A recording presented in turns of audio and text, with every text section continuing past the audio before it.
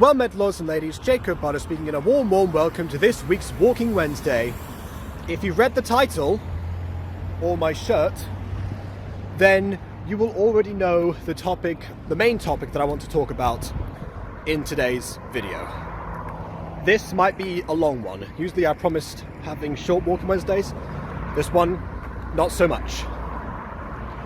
But there are a couple of things I need to actually establish first, and I want to talk about before we begin.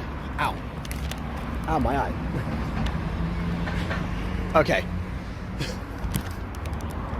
So, let's eat our greens so that we can get back to dessert. So, I need to get off this road. Okay. So first of all, I broke up with Monet a couple of days ago, I think. Not for, I was gonna say. No, I think the only thing to really say about that really is just that, it was a long time coming, and we're both better off at this point where we are now, essentially. So yeah, then to again swiftly move on to the next topic, because again I don't want to dwell on that basically, because there's not much to say. But on the next topic there is a little bit to say. Basically, before coming out here, actually, there was basically, I can go down that road. There's a situation that was brought to my attention. And because for a while ago, people might remember that BB actually expressed her wishes to join Voices.com once she had enough income to do so. She now has that, but I don't think she ever made that account, which means that she was spared from this possible fate going forward. Yeah, she kind of sold the idea of Voices to me pretty well. Voices.com, that is to say.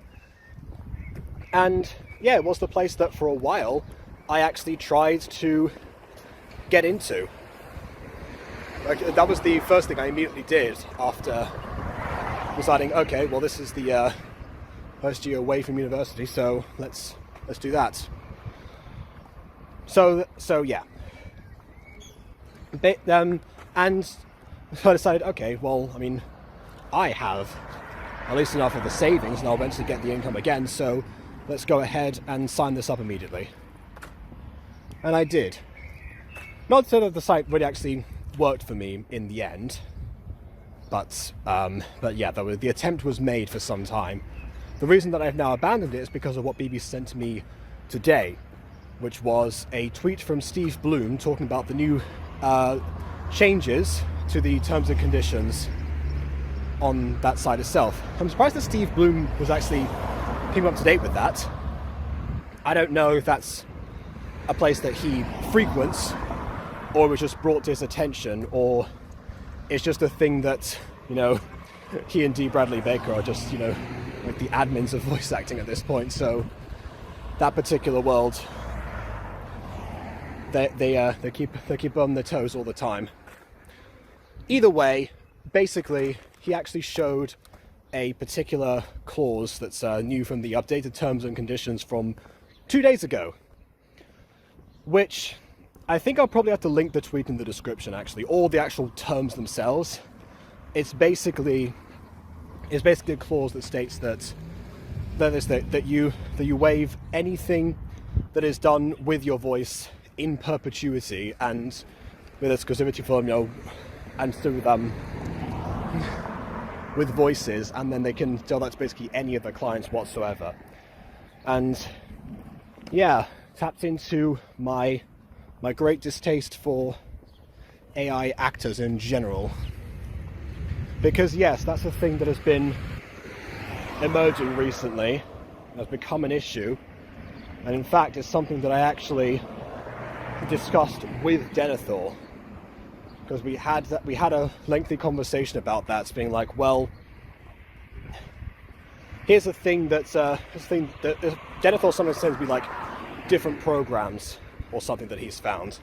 So one of them came to my attention, and it was just essentially generating an entire well, you've seen those AI actors. It's like, oh yeah, hello, I am Professor something something, and I something something something something something something. Yeah, and it was the particular 3D model and all. Of course, you don't need the 3D model. That's very easily removed, even by people who have almost rudimentary knowledge of editing. So, yeah, that kind of stuff, when it gets sent to me, it eats me up inside, because obviously the big concern, even what Voices have said themselves, I looked up some other articles after this happened, even what Voices.com said at the time just resulted in, okay, well, we know that this is going to be a concern, so, and then they say like, they have a few quotes being like, well, if people just make voices, why would they hire me, and stuff like that. They even did a compare and contrast with someone's real voice versus an AI voice. And yeah, the AI voice was worse, but not much worse. Give it another year or something. I don't really know. You do got to wonder. This obviously was going to happen eventually. We've been briefed since about the 1950s or something about the dangers of AI rising and taking over us and everything. So, of course, it seems, I mean, yes, it's been, obviously that's not exactly entirely new, but just with the recent boom and craze, with even like the past couple of months, honestly, the more I hear about that stuff, the more I just worry, especially if it turns out that, okay, they don't owe any royalties to the people that they use the voices for. So then, obviously, what's to stop people from just paying voices themselves and essentially, the profits goes to people who they're supposedly finding in the first place. I mean, if you need to look for voice actors in particular, that means that you're requiring a skill from someone. So I just did not want to be a part of that anymore. So I cancelled the membership that I had, and I also ended the account I tried to end the account, but they have their customer service they have to go through to terminate that. You can have the free guest account, which is just there forever. I really don't know why they're just like, okay, let's contact everyone who wants to leave. Unless that was a recent change in preparation for everyone mass departing, if they even knew about this event to begin with. So that was what I had to say first off. Just what the heck is going on? And there are people who are recommending other things as well. So who knows? Weirdly enough, Voices themselves had an article from last year saying, oh, you can actually manage to find a way to license your AI voice. So quite honestly, I'm considering now just getting ahead of the game and figuring out how that works at some point within the next month. Just to make sure. I mean, it's not like... I mean, imagine if YouTube had a policy like that. the last 9-ish years of just me being able to be processed and go through all of that stuff does seem very concerning. Obviously, I don't think that's happened yet, but I mean, who knows? Quite honestly, if YouTube tried to do that and created, and people actually did manage to make, AI deep fakes of people or something along those lines, that would cause mass chaos, especially considering how YouTube drama works. Yeah, I do really hope at some point someone in the higher spheres actually brings attention to this problem and actually start to listen to, to all of the dystopias that we've been warned against. Okie dokie, that's the depressing topic out of the way. Let's talk about the Mario movie, shall we? Which, just just came back from. Still have the popcorn because I never finished any popcorn that I ever receive. Yeah, that's yeah. So here we go. The actual topic that is happy and is actually joyful. I'm sure that most people have seen it already, but just in case, if you want to close this video now and, you know, don't want to give yourself some spoilers or something, I won't knock it against you. I know I need watch hours, but there are some limits, and I understand that. So, in that spirit, the movie was amazing. I loved it. I'm pretty sure I enjoyed, I think, almost every single second of it. I'm not even exaggerating. I know that I come out buzzing from the cinema like a lot of the time. That's usually because I only end up going to the cinema to see things that I can that are more either with family or just or just like I guaranteed to know that I'm going to enjoy. So I don't pull some along with me and just that's not necessarily what I recommend. It's just how I've ended up going about things. Especially before now, without the income myself. Don't want to drive people to the expensive movie theaters and just be like that. Yeah. I'm surprised I managed to convince my brother to go, actually. I mean, it's a good movie to see as brothers, obviously. It's in the title. And he was suggesting maybe we could actually find a way to stream it if it was on a streaming service. I don't think it's on any of them as of yet.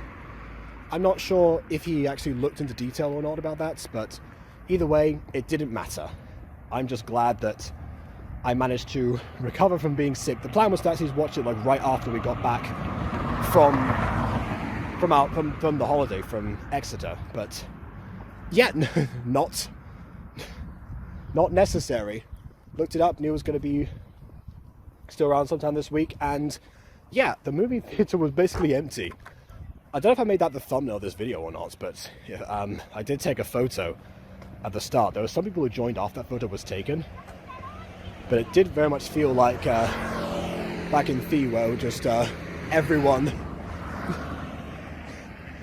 was able to I don't know, just I completely forgot. Everyone like the movie theaters tend to be completely empty even on Wednesdays themselves, which are basically the promotional days. So yeah, that was fun ride overall. And yeah, now it's time to talk about the movie itself, I guess. So obviously from the trailer, we knew already that for once I actually saw the trailer for something. I mentioned this in My City 3 at one point, but yeah, that's why I mentioned the Soul Stomping Koopas thing and that Nintendo Direct where we saw the trailer for the first time, and the whole Mushroom Kingdom, here we come, which was cut from the film. I noticed the segment that it was in, and I guess because it was mocked so much, and because you don't actually see Mario's lips move at that point, it was just removed entirely. They're like, you know what, let's just cut our losses here and prevent the memes. Again, some people might have talked about this already, but I've managed to somehow avoid spoilers for 2 entire weeks. I don't know how, but there you go. Oh, I dropped a back by accident.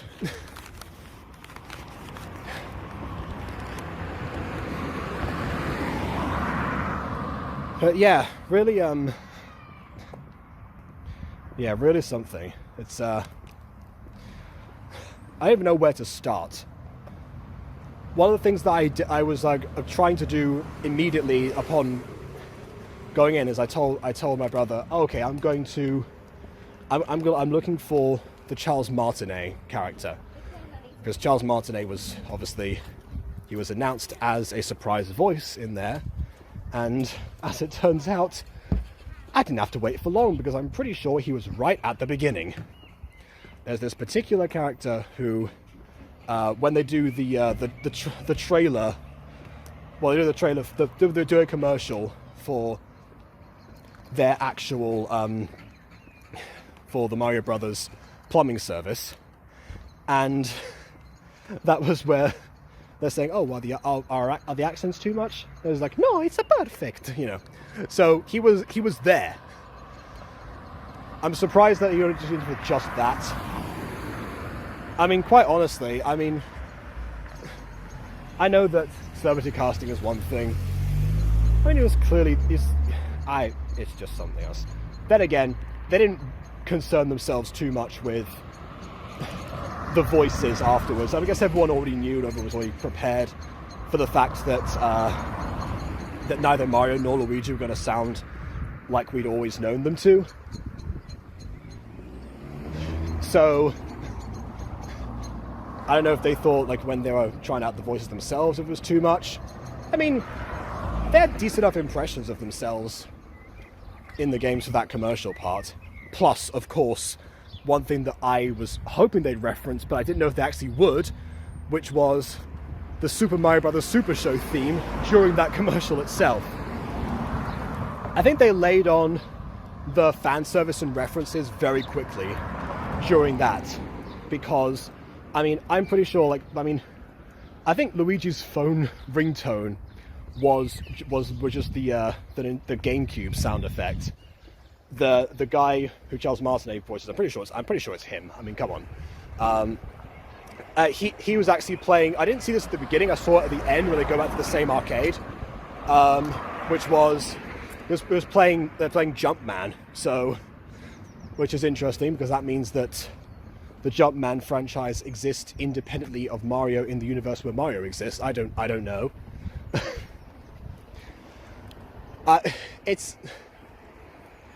But I think they were.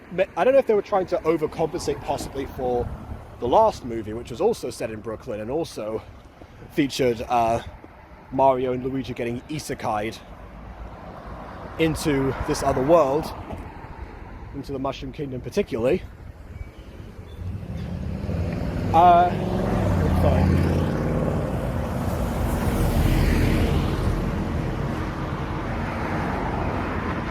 I need to look around. Okay. Right. But yeah, they made sure to know, oh, this is very much accurate. They did a whole video game style sequence, 2D side scroller sequence almost. It was still 3D animation, but 2D side scroller sequence from the actual from just a construction site, as Mario's trying not to be late for their first actual gig as plumbers. And there is a whole arc about Mario himself and the idea that he's actually pursuing too much of a dream and letting his brother down and stuff before they go out to try and save Brooklyn, only to end up being warped into the Mushroom Kingdom and separated themselves. This is the part that I actually told my brother, because we can sidestep to Luigi for a second. In the first trailer, it seemed like he was running away from a bunch of dry bones, and he ended up going into some sort of castle. We don't see him that much in that castle, actually. That's where he gets kidnapped and taken to Bowser. I thought that was a prelude to some sort of Luigi's Mansion reference in regards to, or maybe just in general, the boos. I don't think we saw a single boo in the movie, now that I think about it, which is interesting, because honestly we saw pretty much everything else. I mean, you actually had Donkey Kong, for example, and Cranky Kong and Diddy Kong and Dixie Kong, but yeah, Dixie Kong doesn't have any lines, but still, plenty of people. And actually, they're not just one-off cameos. Well, Diddy Kong is, but they do become pretty central characters in the movie, and they do take advantage of the combined world of their different game mechanics and musical references throughout the whole thing and stuff like that. So honestly, it is really good for die-hard Mario fans such as myself. Just on that regard alone, they don't drop the fan service like afterwards. There's like a bunch of Nintendo themes hiding within the soundtrack, at one point going into a whole entire medley.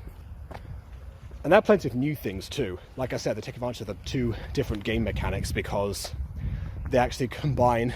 They have a whole ambush on Rainbow Road, particularly, to use as a combat sequence. However, you still know that they're using the movie logic, because rather than actually just being chomped out, Mario's able to actually survive and climb up onto the vehicle and things, which obviously you couldn't do in a game. You just take damage and start from the beginning. And that's not to mention a few other character changes that they made. Mario apparently hates mushrooms in this one. He still used them, still ate them. They still have the actual power-ups. But I thought that was interesting. I know that some people are going to be like, "Oh, Mario would never say that he hates mushrooms and stuff like that." I don't know. I mean, needs must at that point. I suppose he got desensitized to them potentially. You know, good old exposure therapy. Who knows, really? The character, of course, that changed the most in all of this was Peach. And yeah, I've got to say, I really think that this is my favorite interpretation of the character of Peach. I mean, obviously people are going to say stuff like, "Oh yes, she actually does something and she was able to be more than just a simple damsel in distress and da-da-da-da," which is true, but it's kind of not everything. Because Peach has been able to do stuff in the past, for better or worse. She's been the star of her own game before, and occasionally she's obviously joined people as a playable character in several different things, including Mario Kart, which is referenced when she do go into the karts and use them. She even had her biker outfit, which, how does she get that? Where did she get that from? Why did the Kongs have that at hand? Was it underneath her dress? Like, I don't... that part I didn't understand. But then again, as the baby Luma once said, in a crazy world, it's the sane that are called crazy. I need to swing back to that particular thing because it's very interesting. Again, I'm running out of recording space on here, so I'm going to have to pause eventually. Okay, we've got another 20 minutes. So I actually found the word to describe Peach. It's human. Peach feels way more human. I mean, which is interesting. She actually knows what humans are. That's a whole different tangent. I don't know how she managed to do that. If she only remembers just showing up in the Mushroom Kingdom. Do they know what humans are? Because they seem to be weirded out by Mario arriving. A whole other tangent. But yeah, because she actually was able to just ask questions, you know, sit down with Mario, have, you know, actual conversations sometimes, and some decent chemistry with like everyone pretty much, except for Bowser, but obviously that's and despite that, still actually come across as a commanding ruler when she needs to.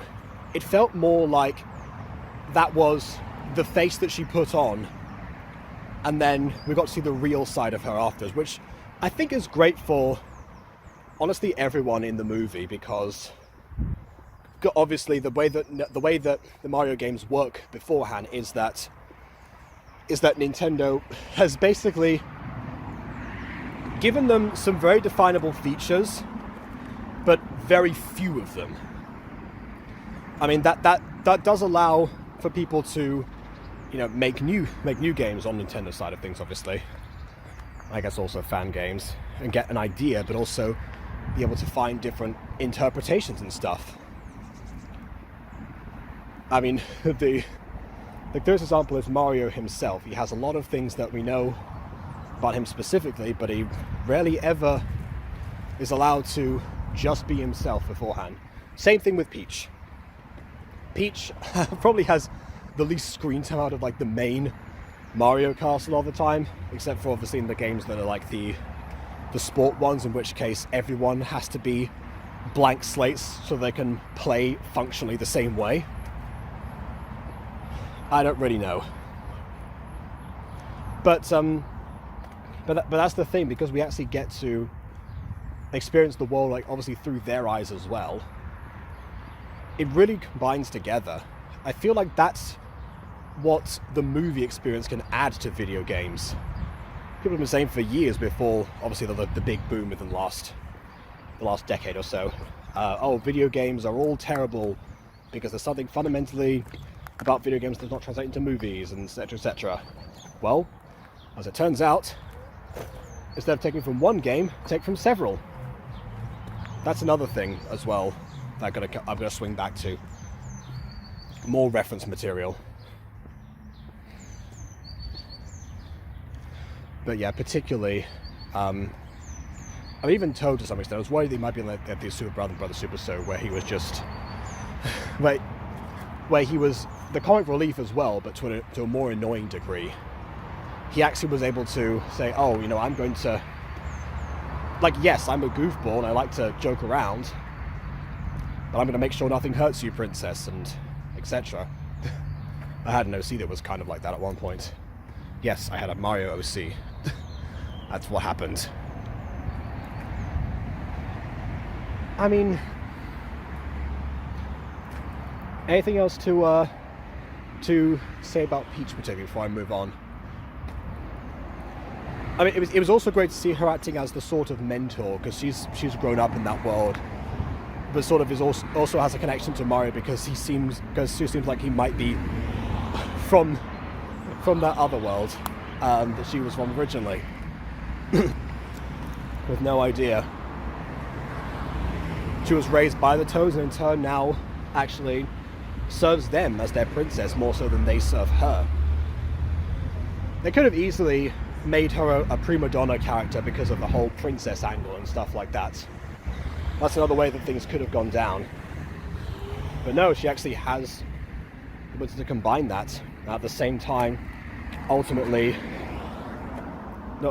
be prepared to make a sacrifice, seemingly, for her actual kingdom. I say seemingly because he does try to get out of it in a very impressive way. And admittedly, I didn't think to use the ice flower at the end, mostly because I thought that it'd be too hot on Bowser's airship or something. But then I realized, oh wait, they're mostly found in the last level anyway. I don't know. There's a lot to consider. And yeah, I suppose if I had done this like right afterwards, I could gather my thoughts more. But needless to say, Peach and Toad, amazing. Mario, if you can get past the vocal difference, also amazing. You know, he's got to have his main character moments. He's got to have a struggle. He's got to have emotional conflict. And he's also got to have an emotional connection to the person that he is saving. Which leads me to talking about Luigi. Because instead of having Peach be the one who is kidnapped at the beginning, she's only really like taken as a prisoner of war towards the end. They earned Peach's kidnapping, which was normally the inciting incident to everything. As for Luigi, that part I feel was sort of rushed. And he gets to have his moment to finally save Mario himself and help him out at the end. But because he wasn't around the whole time in the movie, it unfortunately means that he was once again sidelined, player number 2, alas. With enough replaced by Donkey Kong, of all people, as far as, you know, Mario's equal.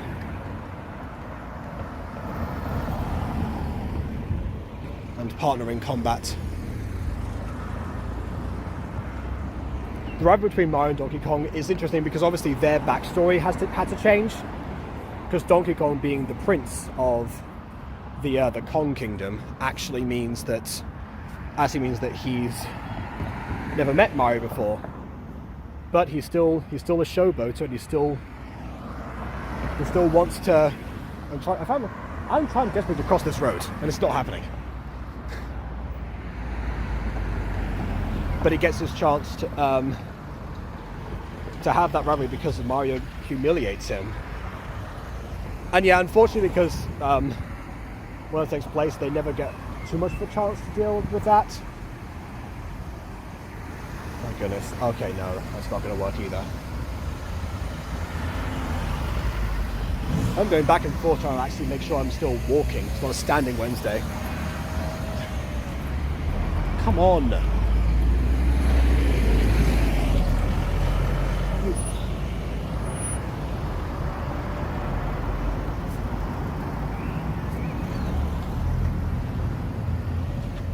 Why is this just the busiest street ever?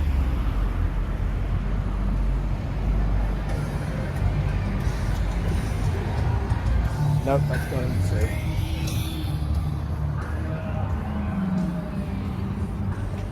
Never thought I'd hear someone having music that's louder than my brother's in the car, but there you go.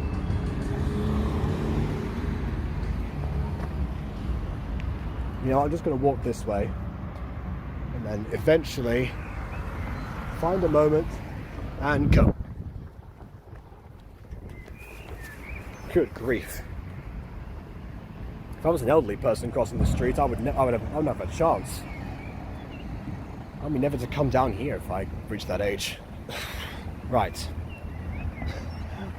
Okay, so what we're talking about is about Luigi, right? Yes. So Luigi.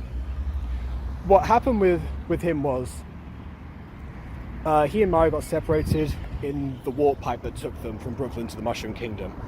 That's when Mario ends up being isekai into that part, meets Toad. The whole "here we come" line was cut, and then eventually gets taken to the princess. So his stuff that happens in that way. With Luigi, he ends up in the Dark Lands, which are controlled by Bowser. This is what I was talking to my brother about, actually. Missed opportunity to have him first run into King Boo or someone like that. Simply because, obviously, that's aiming at Mario's face, but I mean, for crying out loud, Luigi's Mansion, one of his big moments of stardom, or 3 big moments, obviously there's 3 games. I feel like that's very important to at least have him get a shining moment there. In fact, actually, have him do something where Mario is not around to help him. Then again, I guess it could have been a whole different movie. And it's weird enough, it's actually Donkey Kong who saves him in the end, because after he gets kidnapped and taken to Bowser, and he is tortured and by the form of almost having his mustache ripped off to reveal who Mario is to Bowser, then off he goes. It's he's there in a cage for a while with the penguins from the opening, which was a scene that I'd already seen, but I didn't realise. I forgot that. Once again, musical reference. But then, and the major thing that happens within that particular floating prison with all those cages is that he. Sorry, I'm trying to figure out. Okay. Roundabout, you see. Was him basically being like, oh, well, no, not him basically being like something. I'm trying to fill in the dead air. It was the baby Luma. One thing that I wasn't expecting was any reference to Mario Galaxy, because obviously there's different games that they drew from, particularly. I mean, a bunch of the wedding guests at the end of the movie were from Mario 64, actually. So it was just the urge to point those out to my brother, who has not played that game nearly as much as I have, and especially not within the past 10 years. So, I don't know. The Luma had a childish voice, but was spouting off some like very depressing philosophy, which kind of makes me wonder if they saw the Kierkegaardian episode of Game Grumps before scripting that part of the movie, which I think was when they were playing Mario Galaxy, fittingly. But yeah, the reason I just played Mario Galaxy is because that game, that expands to other planets and stuff, which feels like a good sequel, honestly. It feels like if they introduced the idea of, because Bowser, his whole thing in here is that he managed to find the superstar, and he was going to use that power to alongside Peach and rule the world together. Mario Galaxy Starts off with Bowser being able to collect these grand stars and use them to his advantage. Mario Galaxy 2 shows him being gigantified by the power of different grand stars. And in this movie, he never actually uses the superstar for himself. He doesn't harness that power, because he still needs that as leverage or as incentive for Peach to marry him in his mind. Which is why Mario and Luigi are to use it at the end, but whatever. It does feel like because of like the scope that game allows, and the fact that one of the big advices for sequels is that a good sequel needs to expand the universe. What better way to expand the universe than to take it to the stars? Honestly, take the game of Mario Galaxy 2 and turn it into some sort of movie. Obviously don't have all of the worlds because there's a bajillion, but have something. Combine them from Galaxy 1, have the observatory, Rosalina.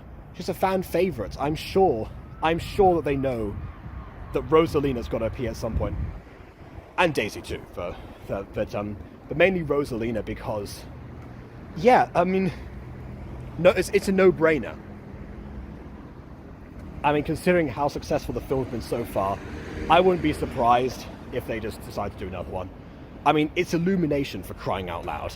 If they've got the license and the partnership with Nintendo, and things have gone this well so far, they're going to turn it into a franchise. We know what they did with their first major franchise and how much they had. So, I guess prepare for this to be run into the ground in subsequent years. I don't actually know. I've not thought with AI voice actors, but whatever. And, but yeah, unfortunately, and because Luigi felt that, but speaking of voice acting, of course, I think it is time to talk about the character that most people have been excited for in terms of voicing all these things. The big bad from the land of fire. Kamek. I have to mention Kamek briefly because, yeah, even though he, I think in this version, doesn't interact too much with Bowser, he's always by his side, and actually is one of the comic relief, diminutive characters, but also has a very impressive power to boot. But yeah, I honestly, because of the way that I personally have characterized Kamek myself over the past 10 years or so, and even before that in my head when I was just playing the game of Mario 63 normally, and I guess also Mario Galaxy, now I think about it, with his high-pitched voice, I was not expecting essentially Gru 2, now I think about it. Illumination, I should have caught on. That caught me off guard. Not necessarily in a bad way, it just, wasn't what I was expecting, but then again, I like being surprised as well as being given what I always wanted to see from the Mario franchise. So, hopefully people appreciate that too. It depends, it's the internet, so lots of things that weren't as expected are going to come down very hard, but, poor Kamek. Kamek deserves a break. He puts up with enough with Bowser, for crying out loud. And possibly Bowser Jr. We never hear about any sort of sons or anything, or daughters in the case of the Koopalings. But we do, with the piano that Bowser plays in the movie, does say Ludwig von Koopa, probably as a reference to Ludwig van Beethoven, obviously, which was the reference that they were making to begin with Ludwig von Koopa. So, I guess it came full circle. Didn't that Beethoven lent his name to piano brands themselves, but there you go. So that was the only reference to Koopalings at that particular point. So, does raise the question. An actual green light. Thank goodness for that. Couldn't take another one. Right. So, okay, fine. Now I think it is time to reference the one and only King Penguin from the beginning. No, I'm kidding. We're talking about Bowser now. We're talking about Jack Black as Bowser. And I have seen that he did indeed have the time of his life bringing this character to life, and also I've seen the pictures of him like in the cosplay. I've had in my recommended, hey, remember when Jack Black was in iCarly? He was always an iconic singer from Nick Rewind. It's like, well, yes, we know that. He's been in a band for decades now. We're aware of his singing. And also School of Rock, but Nick doesn't own that, so yeah. Or do they? I don't know actually. Whatever. He's always the best part of anything that he is in. I don't know if that's the case necessarily here, because again, Peach won me over significantly in this. But yeah, absolutely. You can tell that he's managed to find a way to combine what used to be the graveliness of Bowser into the voice he has for himself. He had a whole routine to get into character and everything, which I guess might have also been exaggerated for the sake of making a funny video, but that's beside the point. It really is just a case of like really ideal, and actually again understands what he's going for. And also Bowser himself was different to expected. He was, people are going to say, a bit more of a simp, I suppose, but simps don't expect anything in return, so not really. He was simpering, I suppose. And that was really fun, because again, we don't see Bowser in his off time at any point. He's just off with Peach. We know that he wants to marry her from different situations and such, but that's not necessarily ever explored, and we don't really get to see like, oh, she really is like his one major weakness, which then prompts his enemyship of Mario, who actually does have decent chemistry with her, which again, I undersold before, but Mario and Peach actually having moments to be together and swapping her and Luigi in terms of who gets kidnapped and whatever really does help, because Mario has the connection to Luigi already from their entire lives together, and Peach is the one that he's getting to know. And yeah, you could say maybe there's a bit of a flirtatious angle or something in some situations. I mean, Donkey Kong himself pointed that out. But that's not really the point. But as a child, I never actually got that Mario and Peach were supposed to be in love, or whether he's supposed to be in love with her or something like that. Just because, again, well, I was naive, but also just blankness. So yeah, overall, I'm running out of time again, but just, if you can, watch this movie. I mean, you probably watched it already if you've listened to my spoilers for ages, but still, watch it. And please, if you like, or just because your opinion matters, subscribe to us already. And on that note, until next time, farewell.